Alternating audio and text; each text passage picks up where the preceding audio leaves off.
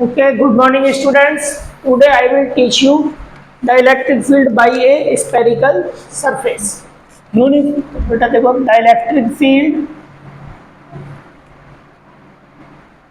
electric field by a uniform charged spherical cell.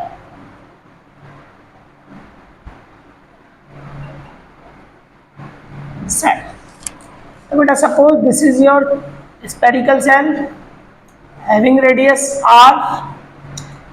Take a point P outside the circle. This is your r. Taking a point P outside the circle. This is having a distance r. This is the Gaussian surface. This is the spherical cell. Spherical surface. This is Gaussian surface.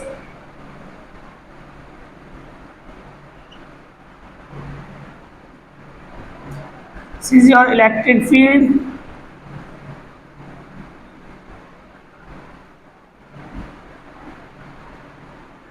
R. All electric field are perpendicular to the Gaussian surface.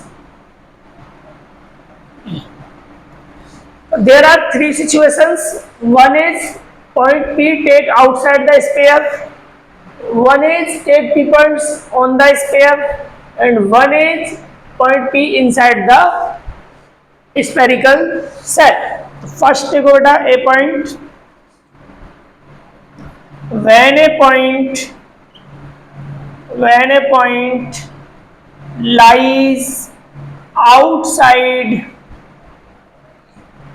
the spherical cell,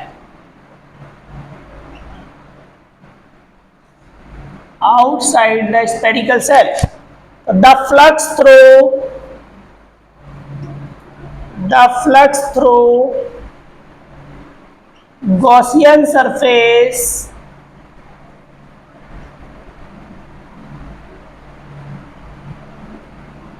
तो बेटा जो Gaussian surface से flux through होगा वो कितना होगा बेटा E into 4 pi r square. But by Gauss theorem flux कितना होता है बेटा Q upon epsilon naught.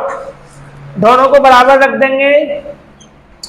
E into 4 pi r square Q upon epsilon not. तो बेटा यहाँ से E कितना आ जाएगा Q upon 4 pi r square epsilon naught. You can also write this E is equal to Q upon 4 pi r square epsilon naught or not in vector form. तो बेटा ये क्या हो गया जब when point P light outside the spherical shell. Second देखो बेटा when point is lies on the spherical shell. अब बेटा कहाँ स्फेरिकल सेल पे स्फेरिकल सेल. तो बेटा small r is equal to capital R. तो ये क्या हो जाएगा E into 4 pi r square is equal to Q upon epsilon naught. E is equal to Q upon 4 pi epsilon naught. और बेटा देखो Q upon 4 pi r square क्या होता है सिग्मा. यस. अब थर्ड कंडीशन देखो व्हेन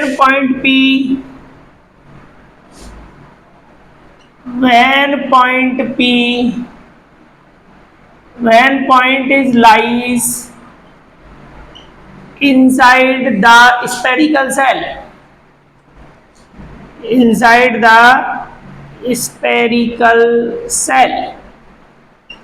अब बेटा सपोज ये आपका स्फेरिकल सेल है R. तो आपका जो अब P पॉइंट है बेटा इनसाइड द सर्कुलर सेल, ये आपका स्मॉल r है. तो स्फेरिकल सेल की ये बाहर हो गई और जो गॉसियन सरफेस है बेटा वो क्या हो गई छोटी हो गई. तो देखो we know that charge hold is equal to zero, inside the spherical shell charge कितना होता है, जीरो। तो E into 4πr² is equal to q upon epsilon not. तो क्यू जीरो है बेटा, तो E क्या आ जाएगा, जीरो आ जाएगा। तो E is equal to zero. Okay, तो बेटा ये आपका तीनों कंडीशन में इलेक्ट्रिक फील्ड आ गया। अब इसका ग्राफ देखो, इसका ग्राफ कैसे होता है बेटा। देखो ये आपका यहां तक रेडियस r है, यहां तक आपका इलेक्ट्रिक फील्ड क्या होगा, zero. E is equal to 1/4πε0r²। अब यहां के बाद जो बेटा ग्राफ है आपका ऐसे करके, ये E is directly proportional to 1/r²। Clear, ये आपका बेटा E का और R का ग्राफ हो गया। ठीक है, okay, thank you, have a nice day.